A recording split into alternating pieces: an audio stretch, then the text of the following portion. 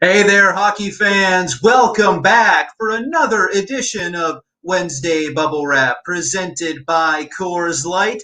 Nick Hart here, the broadcaster for the Wilkes-Barre Scranton Penguins, here to bring you all the news and information that you need from the ongoing Stanley Cup Playoffs taking place in the NHL's hub cities, the bubbles of Toronto and Edmonton. Thank you for joining us here live on the Wilkes-Barre Scranton Penguins social media pages. If you're tuning in on Twitter or Facebook or YouTube, where are you? Doesn't matter. We appreciate you tuning in, and always know that you can keep the conversation going in the comments. We always like when you fans like to chime in during the broadcast. Oh, there's a one right out of the gate there. You can comment throughout this episode of Bubble Wrap where, well, ladies and gentlemen, we are getting real close to being from two bubbles to one bubble, going from Toronto to Edmonton, because once we reach the conference finals, those games are just going to be played in one city, out in Edmonton, and we are now mere steps away from the conference finals here in these Stanley Cup playoffs, with the semifinal series coming down to the wire. Perhaps more parts of the conference final picture will be materialized later tonight. We already know of one team that is moving on, and thus one team that has been sent packing and sent home. So, as we always do here on Bubble Wrap presented by Coors Light, let's take a closer look at these conference semifinals. We'll see how the bracket looks right now. We're coming down late in these games. It's been elimination games pretty much all week at this point for every single one of these teams. Who is the team that is moving on? Who's the team that was sent home? I'll let you know in a little bit. But first, let's start out in the Eastern Conference with one series that could have ended yesterday, but alas, did not. That would be the New York Islanders and Philadelphia Flyers. A wild game yesterday between the Flyers and Isles. Philly was facing elimination, down 3-1 in the series, and they survived by the skin of their teeth. 4-3 in OT, the final score in Game 5. Here's how that final came to be. The Flyers had built a 3-1 lead and were dominating the bulk of the shots and scoring chances for the majority of the game up until about 5 minutes left in regulation. And then I don't know if Alain Vigneault's Flyers were too busy thinking about what they were going to do for Game 6 or how they were going to spend their day in between games, because they took a nap and the New York Islanders did not go away. The Islanders scored twice in less than 2 minutes in those final 5 minutes of regulation to turn a 3-1 deficit into a 3-3 tie. They had all the momentum going into OT, but ultimately the Flyers get the game winner on a nifty tip by Scott Laughton, and they live to fight another day. Just as some of their top offensive threats are coming to life, Claude Giroux and James Van Riemsdyk both scored their first goals of the playoffs, not of the series, first goals of the playoffs for those two guys earlier in that game against the Islanders and part of that 4-3 win on Tuesday. Also, both of Philadelphia's wins in this series against the Islanders have come by a score of 4-3 in overtime after coughing up 3-1 third period leads. Game 6 will be taking place tomorrow, September 3rd. Now out to the Western Conference, last night's other game. If you stayed up late to watch this one or kept the TV on after OT ended between the Isles and Flyers, you would have seen another survivor facing elimination. Let's talk about the Vegas Golden Knights and the Vancouver Canucks. This is a series that is now going 6 games after the Vancouver Canucks won 2-1 last night, but it's been a series in which the Vegas Golden Knights have been dominating. You see that Game 1 win, a 5-0 shutout victory. That Game 3 win, a 3-0 shutout victory. Another 5 goals for the Golden Knights in Game 5. Both of the Canucks wins here have come in games where they have been tremendously outshot, but gotten phenomenal performances from their goaltenders. Jacob Markstrom saving their bacon back in Game 2. The Vancouver Canucks also blocked as many shots as Vegas threw on goal in that game too. But now, Game 5, which was last night, another instance of Vancouver refusing to die, but they did not have Jacob Markstrom in goal. Markstrom was deemed unfit to play, a mystery ailment keeping him out of action. We found that out just earlier in the day. So Thatcher Demko had to go in, and he performed magnificently, earning him the honor of this week's Performance of the Week. There were many worthy options leading up to last night, but he stole the crown with 42 saves on 43 shots faced. An onslaught of offense put forth by the Vegas Golden Knights, but only one puck got past Thatcher Demko. In fact, he stopped all 15 shots he faced in the third period while the squad in front of him was nursing a one-goal lead. He is also the first California-born goaltender to win a Stanley Cup playoff game. So history made by the San Diego, California native Thatcher Demko, a Boston College grad, a young goaltender with, sky's the limit. His ceiling as a prospect is, sky high. The Vancouver Canucks have to be absolutely thrilled with the way he was able to rise to the occasion in the absence of a guy who's been their team MVP maybe the past 2 seasons, Jacob Markstrom. Good marks for the future for the Vancouver Canucks. That's been a storyline for them throughout these playoffs, just how bright their young stars have been able to shine and how bright the future looks. And, there's really time to still talk about the present when it comes to the Vancouver Canucks, because thanks to Thatcher Demko, they are still alive in these Stanley Cup playoffs. 3-2, the Vegas Golden Knights lead that series. Now to the other series taking place in the Western Conference, Dallas against Colorado. The Avalanche were able to stave off elimination earlier this week with an emphatic statement. You see that Game 5 final score there. The Avalanche win 6-3, but the Stars cut that deficit down to 3 goals really in garbage time, because the Colorado Avalanche essentially won the game in the first period. This was something that I have never seen, certainly not in a playoff game before. The Avalanche knew that they had to come out with some snarl, with a serious moxie to keep their season alive, and they proved it. This is what they did in the first period, ladies and gentlemen, of Game 5 against Dallas. They get their first goal at 4:37 of the first period from Pierre-Edouard Bellemare, and then they rattle off 4 more goals in under 10 minutes. So a total of 5 goals in the first period in less than 10 minutes of game time. They also outshot Dallas 23-4. Colorado had more goals than Dallas had shots in that first period. Explosive stuff from a team known to generate tons of offense, but that was an unprecedented unloading of scoring by Jared Bednar's Colorado Avalanche, and of course Nathan MacKinnon chipping in as part of that onslaught as well, continuing his historic start to the Stanley Cup playoffs. This coming from the National Hockey League's public relations Twitter account. Nathan MacKinnon has a 13-game point streak, points in every single one of Colorado's games to start these Stanley Cup playoffs.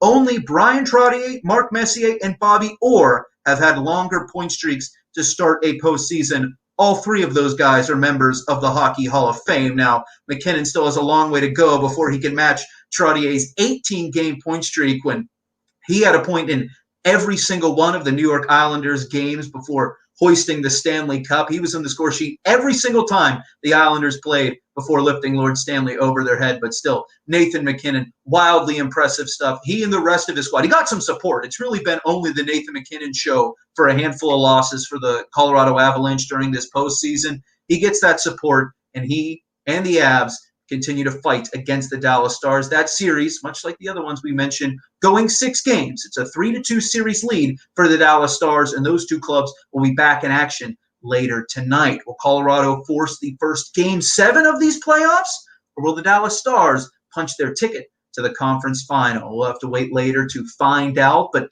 now let's find out who is going to the conference final by talking about the Tampa Bay Lightning against the Boston Bruins conference semifinal series. Last week here on Bubble Wrap, we called this series the Clash of the Titans. 2 of the league's best squads going head-to-head, the NHL's top offense versus the NHL's top defense.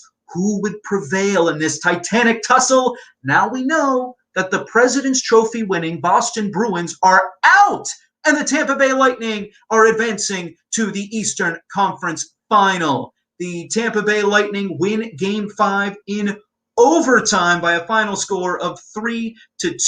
Victor Hedman, perennial Norris Trophy candidate defenseman, scoring the series-clinching goal for Tampa Bay after they lost Game 1 to the Bruins, a tight one. A lot of one-goal games in this series, minus an outlier in Game 3 when Tampa Bay's much-maligned power play finally roared to life. Furthermore, the Tampa Bay Lightning have now clinched both of their series in this playoffs with an overtime winner, one against the Columbus Blue Jackets and now against the Boston Bruins. And with the President's Trophy winning Bruins going down and Tampa advancing to the conference final for the 7th time since they joined the league in 1992, one has to ask themselves, is this finally Tampa's year? They do have one Stanley Cup championship that they earned prior to the lockout year back in 2004. John Tortorella leading Marty St. Louis, Vinny LeCavier and company to the Stanley Cup. But past couple years, they've been this team that's on the cusp of getting to the promised land. They've had a star-studded lineup for years now, but throughout the playoffs, a lot of attention has been given to one particular line of these Tampa Bay Lightning, and well, it's about time that we gave them some acknowledgement here on Bubble Wrap presented by Coors Light 2. We're talking about the grind line for the Tampa Bay Lightning consisting of Barclay Goodrow, Yanni Gourde, and Blake Coleman. Yanni Gourde down the middle with the line-high 7 points, but it's not just about the points production from these guys. Obviously, they're not up there with the likes of Nathan MacKinnon or even their teammate Braden Point when it comes to producing points. It's how they sort of diversify the way that the Tampa Bay Lightning can beat you. Of course, they have those skilled guys that can fill the back of the net, but these guys grind, they get their nose dirty, they add that extra element of determination that perhaps was missing from previous iterations of the Tampa Bay Lightning during the Steven Stamkos, John Cooper era. Here are some different stats you can look at with this grind line here. You look at their Corsi percentage, which is an advanced metric used to determine puck possession based on the shot attempts taken and shot attempts allowed while a player is on the ice, and their hit total. Now, of course, these guys as a grinding line are racking up a ton of hits. You see Goodrow with 43, Coleman with 56. That's tied for the team high. But here's the thing. Typically players that allow, or I should say, earn a ton of hits also give up a ton of possession. Think about it logically. If you're hitting the opponent a lot, that means that the opponent has the puck. Not these guys. All of their Corsi percentages either over or just about 60%. So they're playing with the puck. And on top of that, they are rattling bones and smashing guys up against the glass. This is a performance that you really do not see that often. That much physicality combined with that many shots and shot attempts, puck possession. It's really impressive what this grind line has done for the Tampa Bay Lightning, and they've got to be happy with what they've brought to the table because Tampa Bay paid a pretty price to bring some of these guys in. Now, Yanni Gourde has been with the Lightning for a few years now, an undrafted free agent, but they added Barclay Goodrow and Blake Coleman in February prior to the NHL trade deadline, and they gave up a first-round pick and a prospect in Anthony Greco for Barclay Goodrow, sending those assets out to the San Jose Sharks. And then they got Blake Coleman from the New Jersey Devils, also trading a first-round pick to New Jersey, a pick that they had gotten previously from the Vancouver Canucks, and Nolan Foote, a prospect that was drafted by Tampa Bay in the first round of a recent NHL entry draft. So you look at a first-round prospect and an additional 2 first-round picks given up by the Tampa Bay Lightning to get guys that aren't necessarily known for their offense, but bring a certain element that Tampa Bay may have been missing in the past. And maybe what that grind line brings to the table is going to be enough to put Tampa Bay over the top and finally get that group the Stanley Cup that has eluded them the past couple of years when it seems like this is Tampa's year, this is Tampa's year, this is Tampa's year. It hasn't been for a while now. Maybe the grind line can help change that. So we know Tampa Bay is off to the conference final. Let's take one more look at the bracket here as Tampa is waiting to see if they'll play either the New York Islanders or Philadelphia Flyers. Game 6 of that series taking place tomorrow. Out in the Western Conference, Dallas with a chance to advance to the conference final against Colorado tonight. Colorado trying to force Game 7. That's the same thing that the Vancouver Canucks will try and do against the Vegas Golden Knights tomorrow. That's the overall outlook of the Stanley Cup playoffs here as we are nearing the end of the 2-bubble system. They'll be down to just 1 bubble with the teams going to Edmonton once we're at the conference finals. And, of course, the Stanley Cup final will be played exclusively out in Edmonton as well. Let's see how the individuals have been performing throughout these playoffs as well. Here are our playoff leaders throughout these Stanley Cup playoffs. Vancouver's Bo Horvat still atop the goal leaders. He tallied an empty netter towards the end of that contest against Vegas yesterday, but they said that time expired. He could have reached double digits, but instead he'll have to settle for the league lead at 9. Nate MacKinnon continues to pull away from the pack, almost 2 points per game for Nathan MacKinnon in these playoffs, leading the league with 23. A handful of players nipping at his heels a little bit at 18. When it comes to the goaltending leaders, Jonas Korpisalo has been out of the playoffs for a round now for the Columbus Blue Jackets, but because of all of the shots that he faced and the time that he spent in net, remember that 5 overtime epic against Tampa Bay, he still qualifies to be amongst the playoff leaders in save percentage. Same thing with Carey Price, who has been eliminated. Of the goalies still left in the playoffs, Andrei Vasilevsky, Semyon Varlamov, and Carter Hart, the top of the heat with save percentages of .931 and dueling .929 save percentages for the two goalies going head-to-head in that Isles-Flyers series. Now, as we've done here on Bubble Wrap in the past, we've gone to our much too early Conn Smythe power rankings. We're going to do that again here. It's still probably too soon to be talking about a playoff MVP, but that hasn't stopped me from doing it before. Nathan MacKinnon is going to stay put in our #1 overall spot in the Conn Smythe rankings from last week. Once again, leading the entire playoffs with 23 points. Second place in terms of goals with 8. Nobody has really been able to match his offensive output, but Braden Point shuttling up our Conn Smythe power rankings behind Nathan MacKinnon to second. He has 18 points, so not quite as many as MacKinnon, 5 fewer, in fact. But if you looked at what Braden Point has been doing at even strength this season, almost half of Nathan MacKinnon's offense has come as part of that vaunted Colorado power play. Braden Point has 16 points at even strength. He hasn't been producing his offense on the power play. Braden Point is outscoring Nathan MacKinnon at even strength, and that deserves to be acknowledged, especially considering he's averaging just a little bit more time on ice than MacKinnon, and his expected goals per 60 minutes is a hair better than MacKinnon as well. Miro Heiskanen and Victor Hedman are top 2 defensemen. Braden Point is a centerman. That's a typo. My bad, ladies and gentlemen. But Heiskanen and Hedman are top 2 defensemen in the 3rd and 4th spots, respectively. Elias Pettersson sliding down the rankings into 5th, as does Semyon Varlamov, drops 1 spot from 6 to 7. Tampa Bay goalie Andrei Vasilevsky certainly knocking at his door as a goaltender to join our top 7 in the Conn Smythe power rankings. And there in number 6, a young man that I said last week was sort of a dark horse, a guy just hanging around the outside of our bubble. Well, now he has firmly established himself in our top 7, 6th place. Vegas Golden Knights defenseman SHEA Theodore. And we have to talk about what Theodore has been for the Vegas Golden Knights during these playoffs.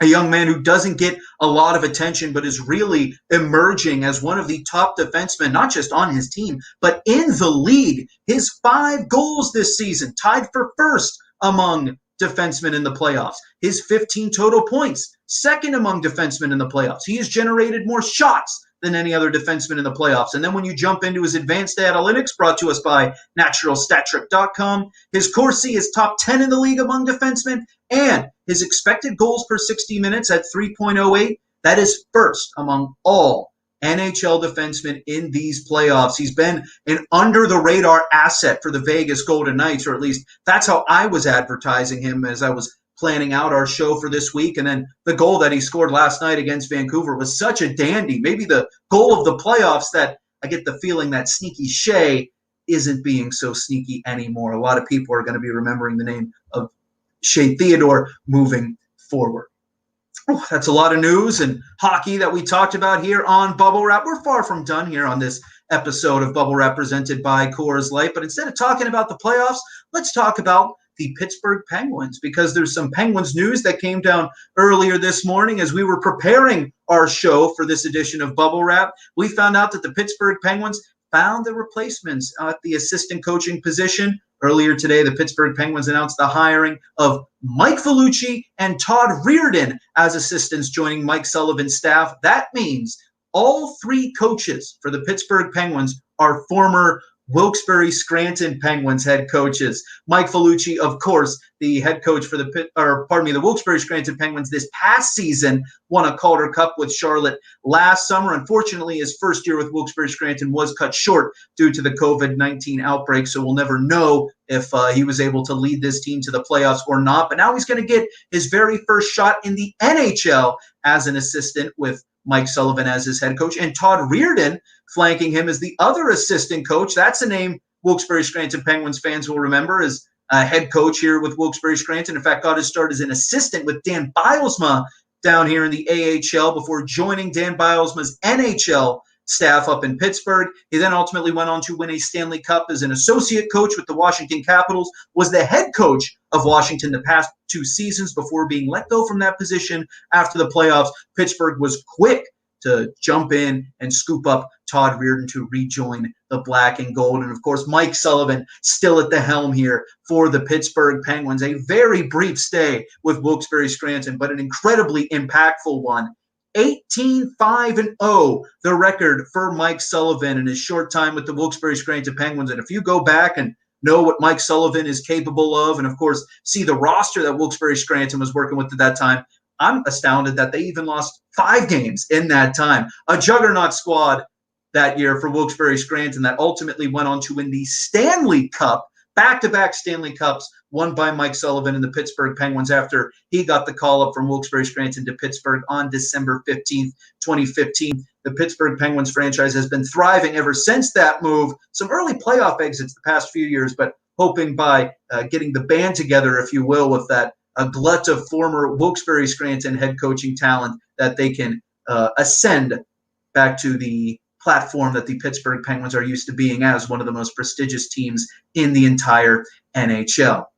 And while we're on the subject of Wilkes-Barre Scranton, let's pump some content that's going to be coming out here on the Wilkes-Barre Scranton Penguins website. You're going to want to keep an eye out for some featured news stories that are going to be written about these coaching hires. Coming out later today, I'm sure you can expect a story on all of the Wilkes-Barre Scranton talent that's not only on the ice for Pittsburgh, but also behind the scenes in the coach's office and elsewhere in Pittsburgh. Furthermore, we have episodes of From the Vault coming out every week throughout the summer. You've watched them in the past, or if you haven't, you need to get on it because we'll have a new episode, another great game from Penguins past coming out of the archive, broadcast live on Facebook tomorrow. So keep an eye out for tomorrow's episode of From the Vault. Also, some fun news that we mentioned earlier during these playoffs when we were still doing the early bird, those Pittsburgh Penguins pregame shows that I might as well mention again.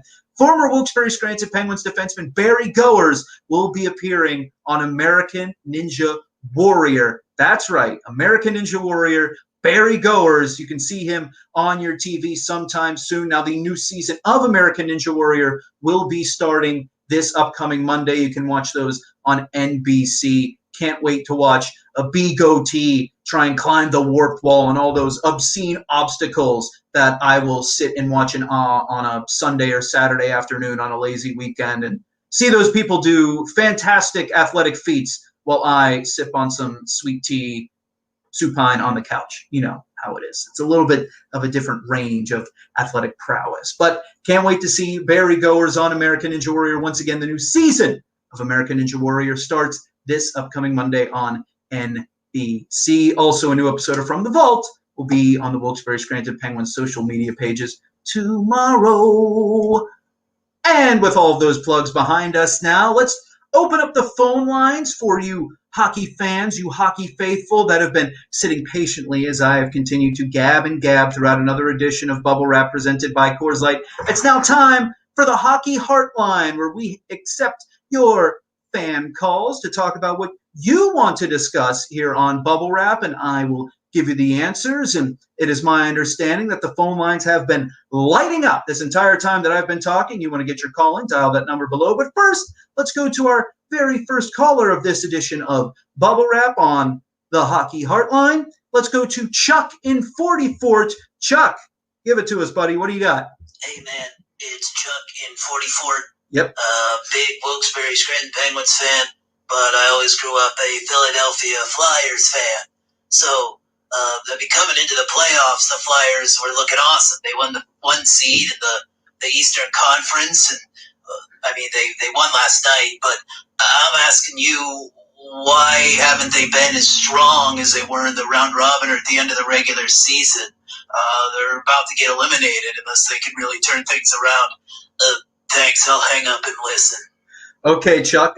Thanks for the call. Yeah, the Philadelphia Flyers, they were a team on fire. They were a team that were getting a lot of attention to maybe even win the Stanley Cup, not only with the way that they ended the regular season, but the way they came out of the gate firing on all cylinders, beating Pittsburgh in their exhibition game and then winning every single one of their round-robin games to, as Chuck from 44 said, win the number 1 overall seed in the Eastern Conference.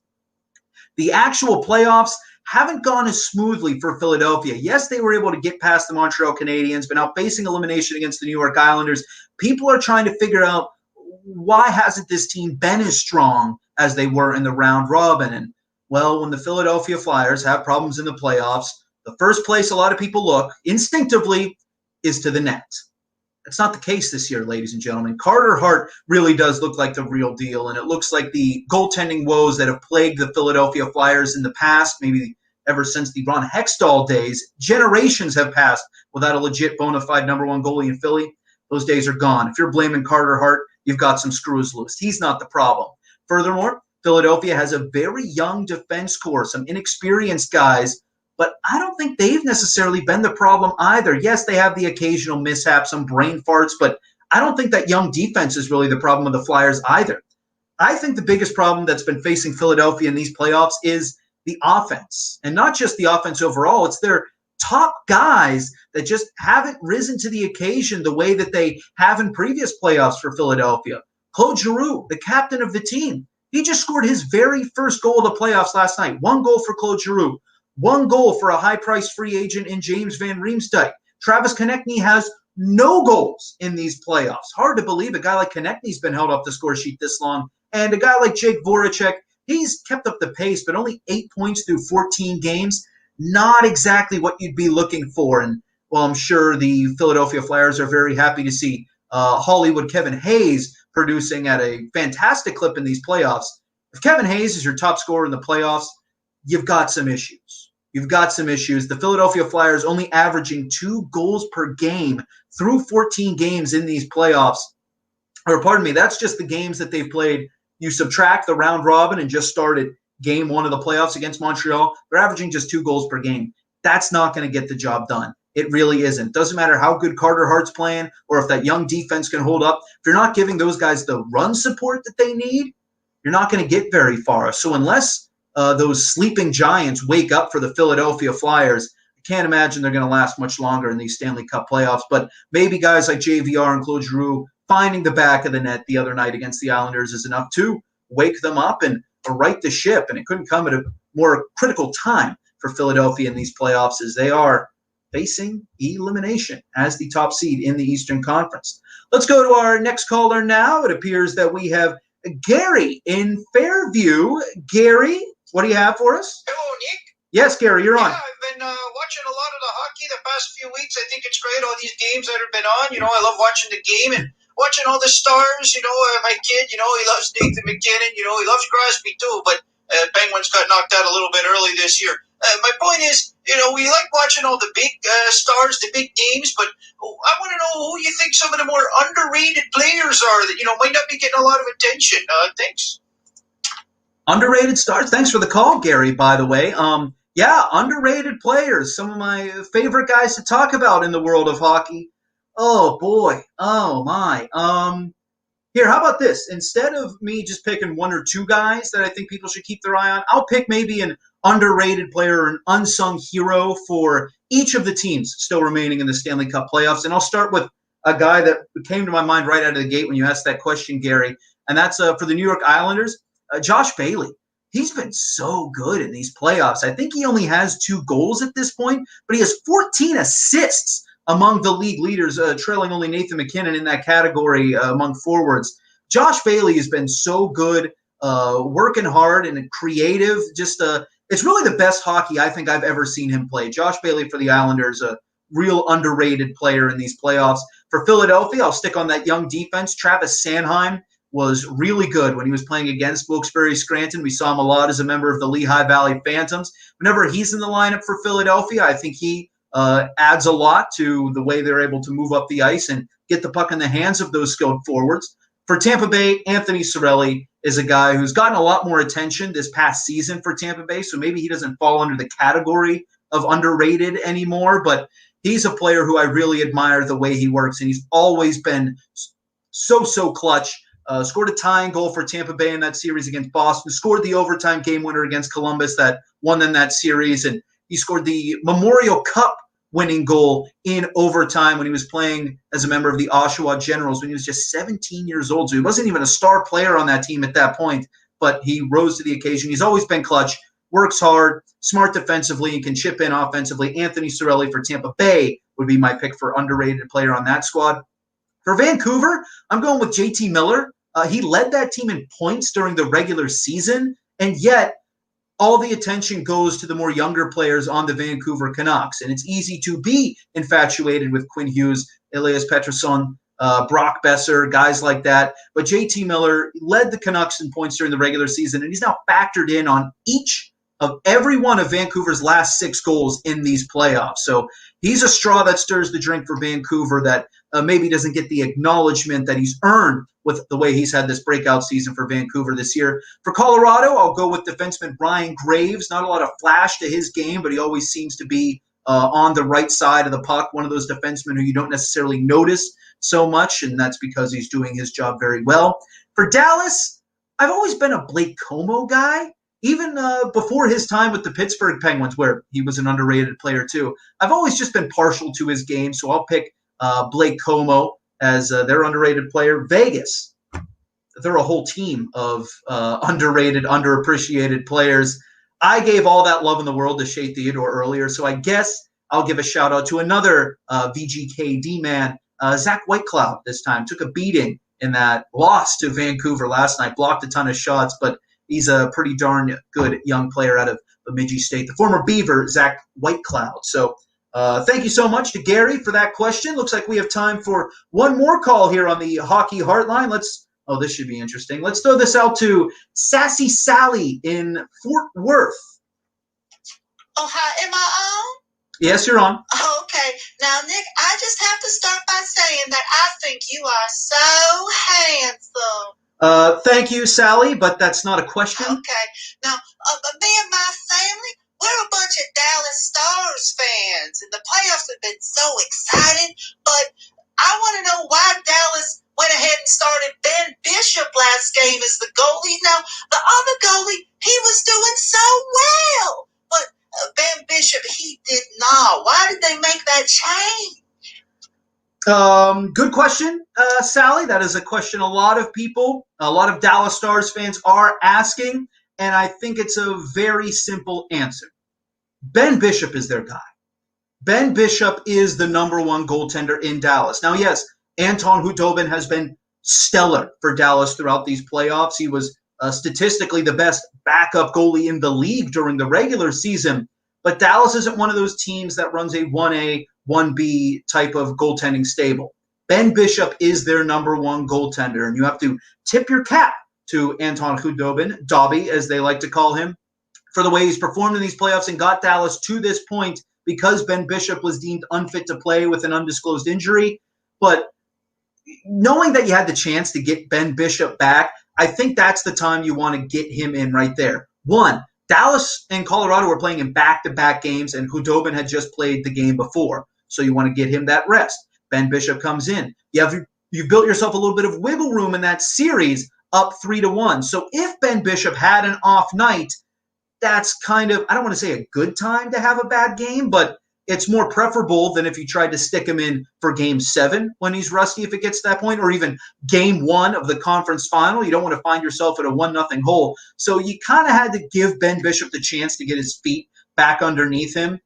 He did not. We mentioned the onslaught of offense that the Avalanche came up with, scoring 5 goals in the first period. Ben Bishop in the net for 4 of them, and I would say 2 of them were not very good goals that are certainly uncharacteristic of a goalie of Ben Bishop's caliber. But he is their guy. He is Dallas's number one goalie. They saw a window to get him in there, get his reps in, and try and shake the rust off. Unfortunately, it didn't work out well for Ben Bishop, but I think this budding Ben Bishop controversy among the Dallas Stars fans is a bit overblown. You had to get him in there. You had to see what he had. Unfortunately, it wasn't great. Maybe Khudobin can get you on to the conference final tonight in that game against the Colorado Avalanche. And that'll do it for the Hockey Heartline, ladies and gentlemen, in our upcoming episodes of Bubble Wrap presented by Coors Light. Make sure you dial in and give me your questions, and we'll answer them live on the air. Running out of time here on this episode of Bubble Wrap, so let's go to the segment that we always like to close our episodes of Bubble Wrap with. Who should I root for in these Stanley Cup playoffs? The Pittsburgh Penguins are out. We have your answers with the bandwagon. Some convenient rankings generated by myself and my own opinion that you should take as gospel. Based on, how exciting are these teams? How good of a story are they going to be? We're down only 7 teams in these playoffs right now, so we're only highlighting a top 3, not a full top 5 like we've done in our previous episodes. And I should also mention there must be some confusion. This is not who I'm saying is most likely to win the Stanley Cup. This is just the team that I think you should jump on their bandwagon. You should be the most excited about cheering for them in a convenient ranking. So let's start with our third team in the top 3, a team that fell in our previous rankings, but they're jumping right back up from 5th place to 3rd place, the Tampa Bay Lightning. And I think I've been maybe selling short how fun of a story this team is this year. I mentioned it before, how they've been that team that's on the cusp, so close, so many times during the current era of Steven Stamkos, Nikita Kucherov, so on, when John Cooper's behind the bench. And especially with the way they bowed out so early last year after a historically potent regular season, you can see the joy and exuberance in these players whenever they score a big goal or win a series. They realize they still feel that hurt, I feel, from last season and have carried it with them as extra motivation to this year. And they really seem to be enjoying themselves. They have an incredibly skilled team. They have that extra edge that they've added with that grind line. And they play with an exuberance to them that is certainly to be admired. So the Tampa Bay Lightning, probably your best story left in the Eastern Conference right now. They fall 3rd on the bandwagon. But now back to the Western Conference. These rankings are staying the same from last week. In 2nd place, we have the Vegas Golden Knights. They are just a juggernaut. They may not have a lot of bold-face names, top-of-the-marquee players, but they just work so well cohesively as a unit. And you see them, the way they can really dominate a game.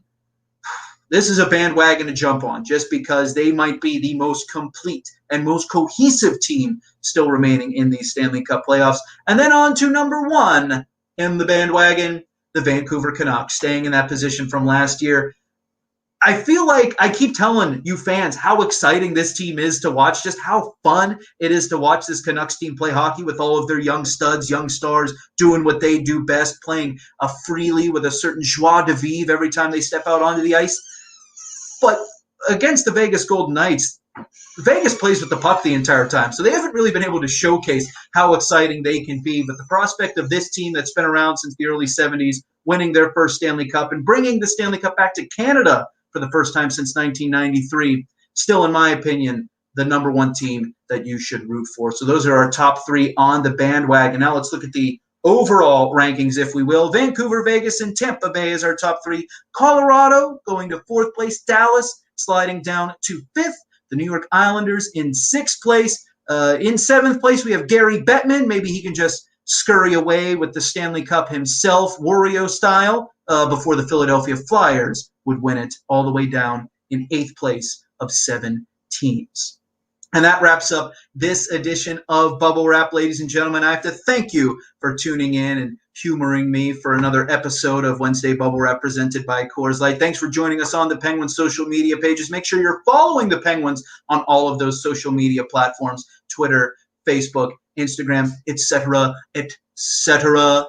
Thanks for joining us, ladies and gentlemen. Let's take one more look at the bracket. We'll see who will be joining the Tampa Bay Lightning in the Eastern Conference Final. And, of course, the Western Conference Final still to take shape. Maybe Dallas will be moving on. Maybe Colorado forces the first Game 7 of these playoffs later tonight. Hopefully you're tuned into the game and enjoying all of the action still to come in these Stanley Cup playoffs. But until then, we'll see you next week for another edition of Bubble Wrap, ladies and gentlemen. Thanks for stopping by.